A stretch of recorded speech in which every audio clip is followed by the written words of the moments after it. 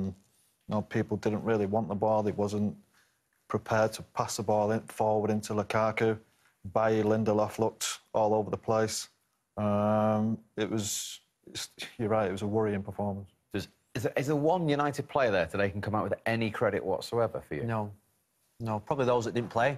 Probably have improved their status within the, you know, Sanchez didn't play, Jones didn't play. Jones and Smalling now be thinking I'll be playing next game.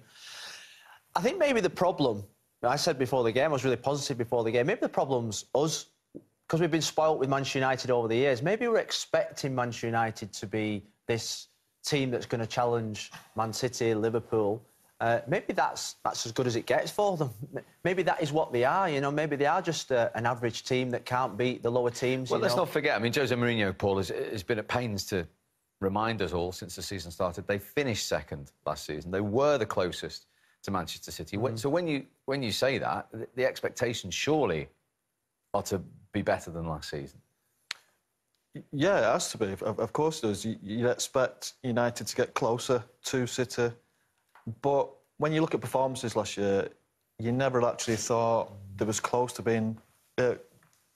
could get any closer to Man City. You just never feel that. And even... I say you can watch this United team, they could beat Tottenham 2 or 3-0 at home, and it still wouldn't impress you. That's just the impression they give. I don't think you can blame the manager too much today.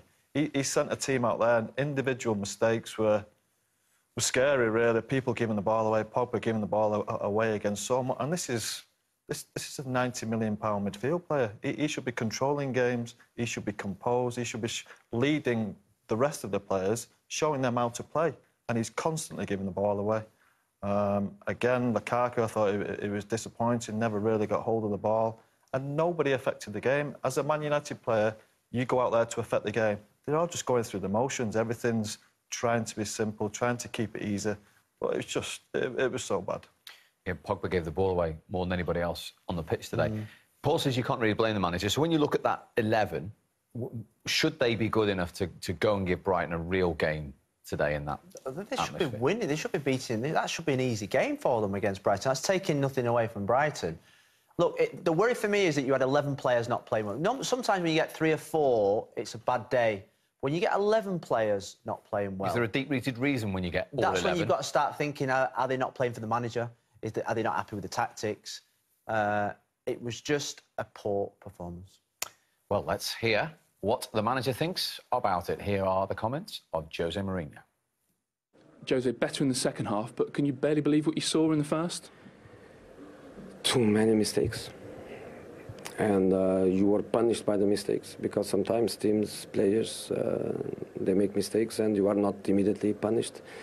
We were always punished by every mistake we made. And I think the third goal is too hard. And the team, at half time we tried, and obviously the team in the second half tried, but I think by the mental point of view, the accumulation of the mistakes and the punishment by these mistakes with goals, I think step by step was giving happiness and confidence to a good team like Brighton, and took that confidence from us. Rather than anything tactical or physical or anything like that, do you feel you suffered today because of poor individual performances? Look, when I speak about individual performances, and sometimes when I'm critical with my players, you just don't accept it. And the press, the pundits, they normally are very critical with me when I go in that direction. So please don't ask me to go in this direction, because it's not good for me. So I will be very, very happy to analyze my players' performances when the performance is very good.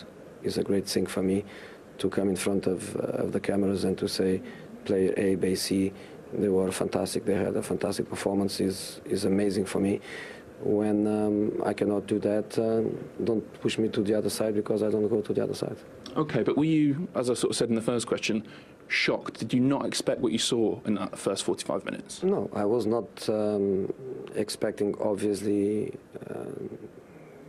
big mistakes, because we are not speaking about small mistakes, big mistakes. We made big mistakes, and we were punished by these big mistakes. And of course, when you lose your confidence, you are losing. There is a normal tendency to lose a little bit of that confidence, to lose a little bit the direction of the game plan. We come here with a certain intention, and certainly you are losing 2-0 and you score the first goal, and you think, okay, let's go to the second half with the 2-1 and on a high by the mental point of view. And certainly you make that mistake, you concede that goal, and you go to half-time in a situation where the players were really, really, really down. And obviously Brighton was the happy side.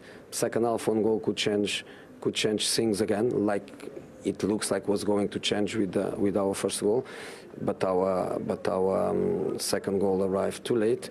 And then when we were going to a less try and to play a less direct ball, we are used to, when we are winning, we are used to the referees to let it go and to let that ball hand in the box.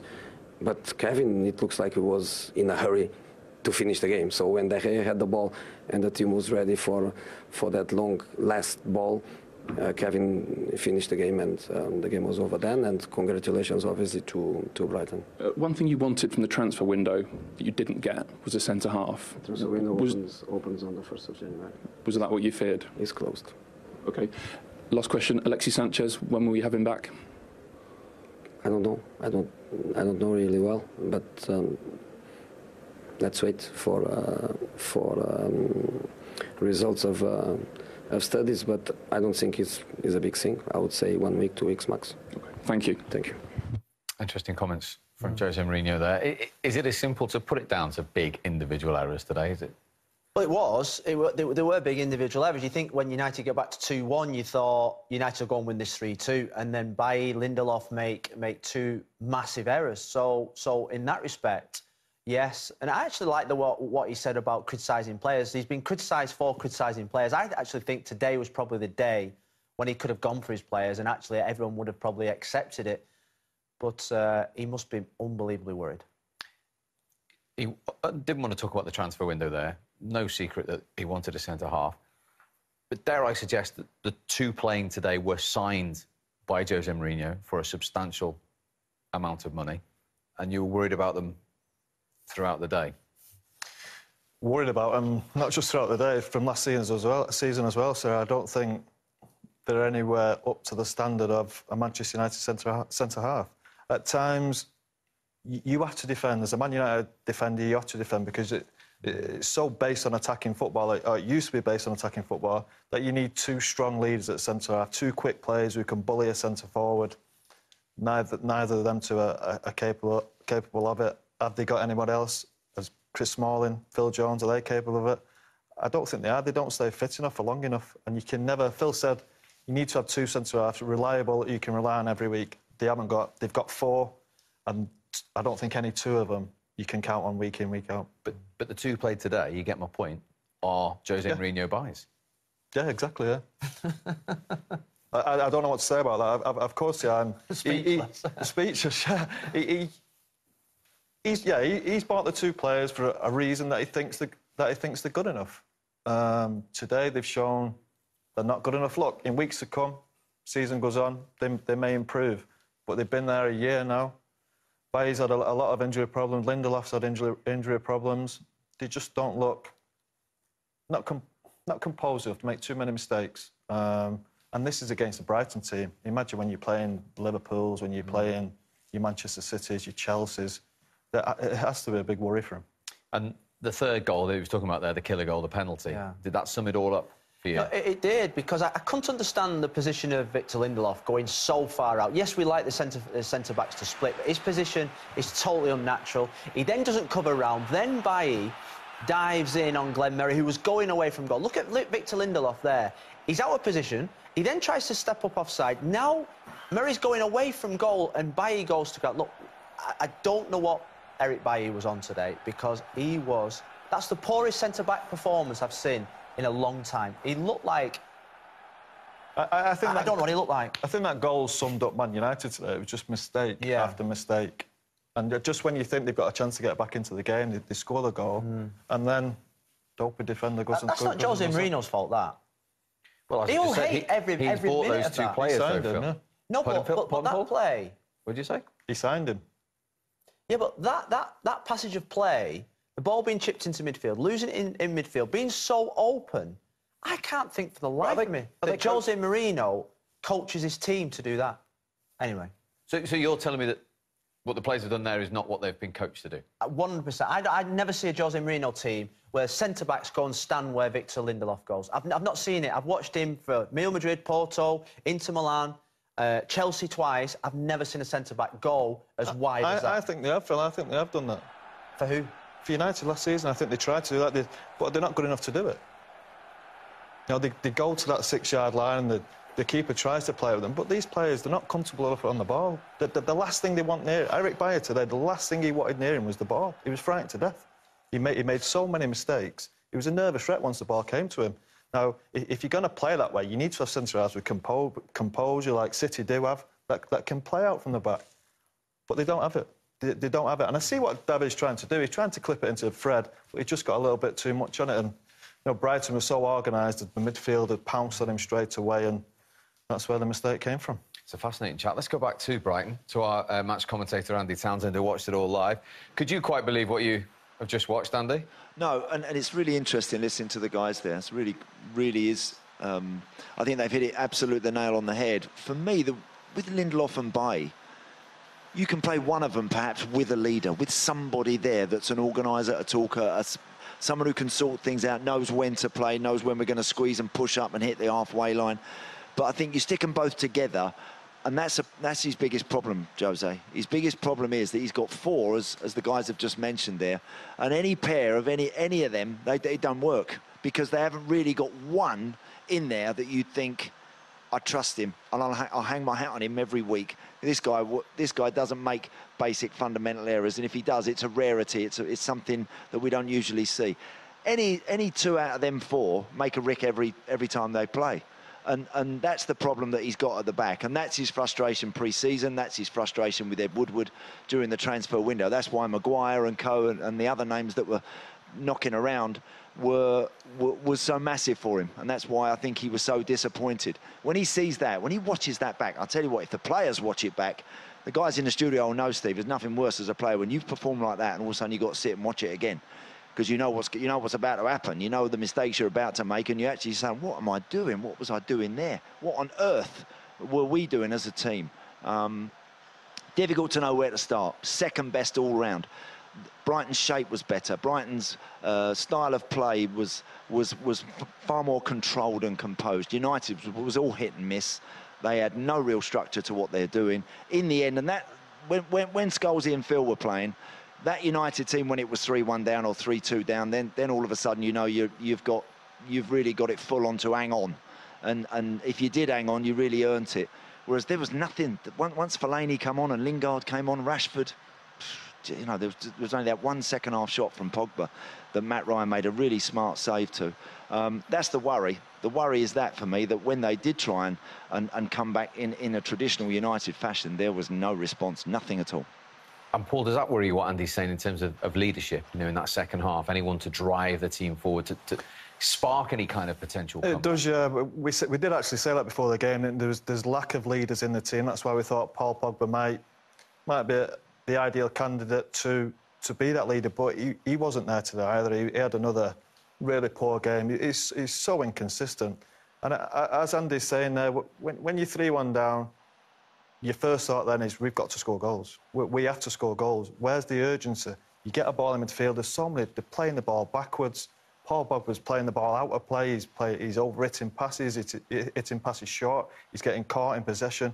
You overcomplicate games. You have to get the ball to the players who can beat a man, who can win games for you. Lukaku can do it.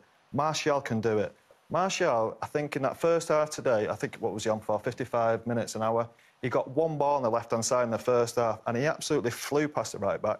I can't remember another time when you get the ball to him. As a midfield player for Man United, your job is to get the ball to your best players who can hurt them. And the Man United players, the midfield players, could never do it. They couldn't get a ball into Lukaku, they couldn't get a ball into Martial, and they couldn't get a ball into Rashford when he came on. It was your position as well, Andy. They were overrunning there today, weren't they? They were, and Dale Stevens and Davy Propper, I mean, again, all they had to do, and they do it well, Brighton. We have to give them a lot of credit in amongst all the United talk. Let's, you know, I know the boys had given them a lot of praise at half-time and at full-time, but it's not easy to do what Brighton do, but they do it really, really well. They don't dive in. No one's out of position. Everyone seems to be in their right slot. They're all comfortable in the positions that they're playing in.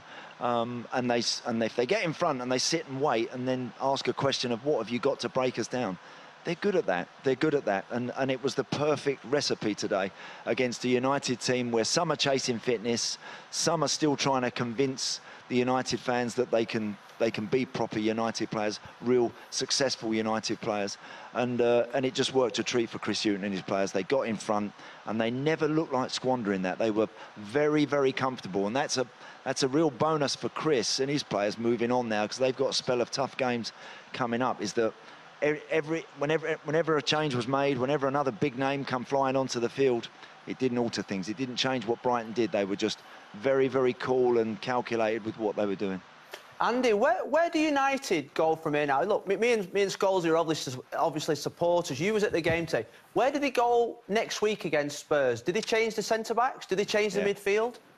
You know what, Phil? I got a feeling that was that bad, right? That you can rip it up and start going crazy and making massive wholesale changes. I'm not sure he will. I'm not sure he will. He might want to make one change with one of the centre halves. I think Eric Bailly, I thought he was just a joke today. I thought he was an absolute joke. Honestly, I mean, everything he did too slowly, and he made rash, panicky decisions like he did for the penalty. I heard what you were saying about Lindelof, you know, being out of position, and he was out of position for the pen. But Bailly don't have to dive in there. He got the best goalie in the world between the sticks, and he's still got a lot to do there, Pascal Gross. And I think in possession, he was casual, and he made bad decisions with the ball at his feet. Everything he did today was of a standard, of a League Two standard, with the greatest of respects. Nowhere near good enough for Man United. I wouldn't be surprised next week if Mourinho decides that he's got to do something with him and makes a change with that, because there will be some changes, of course, but there were so many today that were poor. Ashley Young as a left-back does a great job. As a right-back, Dane got the legs, just not got the legs to get up and down. He can't play there. Can't play him there every week. I mean, Ashley could hardly play there as a right winger in his prime. He can't play as a right full-back now, like Walker, like Trippier, like Trent Alexander-Arnold. Just hasn't got the power in his legs anymore. His legs are empty in that respect. So he can only play off the left side. But Luke Shaw's there now, so there are issues for Mourinho that he's got to deal with. But I just think when it was that bad, Phil, as it was today, maybe there'll be a couple of changes, but maybe he'll say, listen, the rest of you have got a chance to put it right. You know, I think against Tottenham, I can see a midfield against Tottenham with Herrera, Fellaini and Matic. Yep. I'm saying, right, I'm just going to play three defensive type players in there, maybe go a little bit more direct. I'm going to play Rashford on the left and maybe play him sort of like where he did at the start, where he ends up in left back position, and almost go back to basics. Yeah. You know what I mean? Because today, even though you say how poor they were, I actually didn't see a system of play. No. I didn't see. I mean, what did they play, Andy? Well, was it 4-3-3? 4-3-3. It was 4-3-3.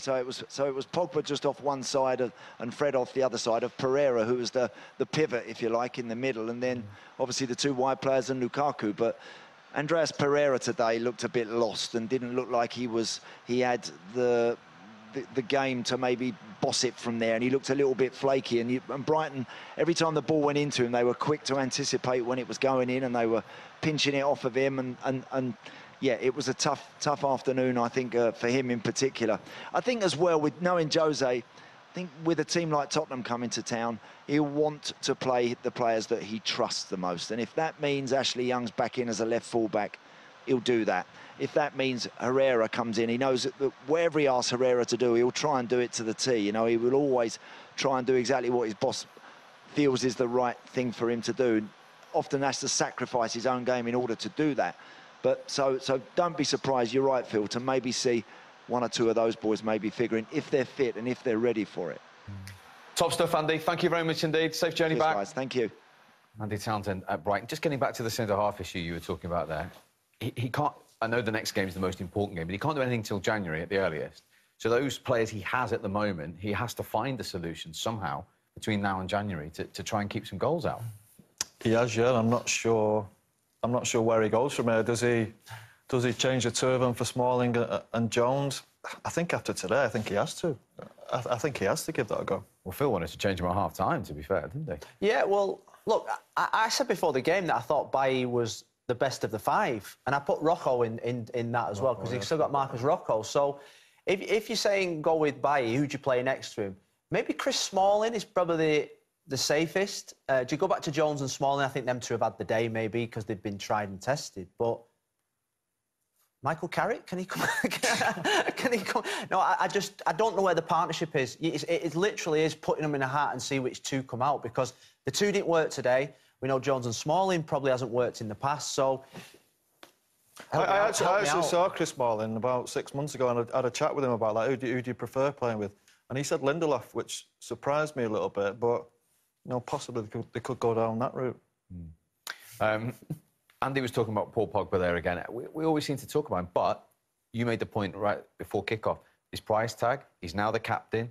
You expect a little bit more. Is that second half where you want a senior player, a person with the armband, to stand up and be counted? Yes, it is. We keep saying I keep saying every week we want more from him. We've seen quality in him for so long, especially at Juventus. He's brought it in moments, in flashes for United last year, I suppose, but never really gone on to dominate a season, gone on to dominate games really in the way that he should do. And you look at the physical attributes of him. People shouldn't be able to stay with him. I just don't think he uses his brain enough. I think he gets caught so many times on the ball trying to hold people off. He's constantly turning the wrong way into people. He has to be a player who just controls the ball and passes it forward and runs, because nobody will be able to stay with him. Me and Phil playing midfield, if we played against him, we'd really struggle to handle it. Yeah. But he needs to know. He might need telling. I think at his age now and the experience he's got, he should know what his strengths are. But he looks like a player who possibly needs telling how to play the game, which is worrying, when you've got someone with so much experience at a young age. Well, one of the responsibilities of being captain is to come out and speak when you've been beaten. He has done just that. So here are the thoughts of Paul Pogba. Well, Paul, to put it simply, what happened today? What happened today is that we lost. We lost in the attitude that we had today. I don't think we deserve to win. From the start of the game, those games are the hardest game to play. Play maybe against a smaller club than Manchester United, but the attitude that we had is not like we wanted to beat them. They had more anger than us, and I think they show in the pitch. Then I put myself first, that my attitude wasn't right enough. Keep trying, keep pushing, and it's going to be a big lesson for us. What was wrong with the attitude? And also, why would the attitude be wrong? You lost games like this last year as well, so this was like a big thing for you to put right this season. I mean, it's... I think that they did that. We made the mistake that we shouldn't make. And when you lose 1-0, then it's okay. Then 2-0, then you come back to 2-1. You have hope. You can score again before the first half, and we concede the goal. Obviously, it's a hit for us. So in the first half, it was a hit. We were very disappointing, and we tried to push. We had the ball. We keep trying. Myself, losing a lot of balls, but keep trying until that we scored the goal, but it was a bit too late. So coming off the World Cup, you really hit the ground running last week. Did you find it much tougher today? I mean, we are playing at home. Obviously, playing at home and playing away is two different games. Playing against Brighton is two different teams as well. Different tactics. You cannot always approach the game the same way as the last one. We always have to be focused. We always try to play better than the last game. But I know myself that we cannot always play very, very good. But at least the attitude has to be right, and I think maybe we missed that today. Half-time and full-time, what did the manager say to the group? On the first half, I think you should ask him. I don't like to speak for other people. I think you should ask him, yeah. Cryptic end to that interview. Paulie also said, my attitude wasn't quite right.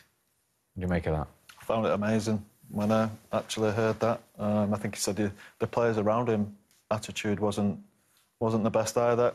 If your attitude's not right, you've not got much chance. Whether you're playing, you know, a League Two team or you're playing Manchester City as a Man United player, people are desperate to beat you. And if your attitude's wrong from the start, that's the performance you get. No chance. To admit that as well. Well, that's what you get. That's exactly what you get. And, do you know what? I was worried from the first interview when Mourinho's interview before the game. He said, we've had a great 8 days. Training's been fantastic. We're looking good, but I'm expecting a good performance. That worried me. It worries me. The amount of times we've been great in training, you get to a Saturday and it's not quite there. I think there was a little bit of overconfidence about the manager as well. But attitude. I mean that's... And let's just put this in perspective. Given. That's a Manchester United captain saying, my attitude wasn't quite right today. Well, yeah. I hope that's lost in translation or something. Yeah, I'm trying to think of something now to defend whether it's his first interview as captain or. There's no defence of that comment. There's no defence of that comment. I mean, look, if you're going to any work, that's the only thing you should ask for, really. And everything else comes with it. Attitude. Get your attitude right. That's what you say to the kids in the academy. That's what I say to my female team. If your attitude's right, you try and do the right thing, the result takes care of itself. If you're admitting as a Manchester United... Think of Roy Keane, Brian Robson, Eric Cantona, Peter Schmeichel. Think of them watching this interview now. You say it to yourself, don't you? You're constantly on it yourself. Attitude, right, make sure it's right. You don't need other people to tell you. You don't need a manager, you don't need other players. Attitude is almost effort, is it? Running. Effort, desire. Running, wanting the ball. Exactly. Application. Application, yeah. I hope it's lost in translation, I can't even say it. He speaks good English, though. Just a little...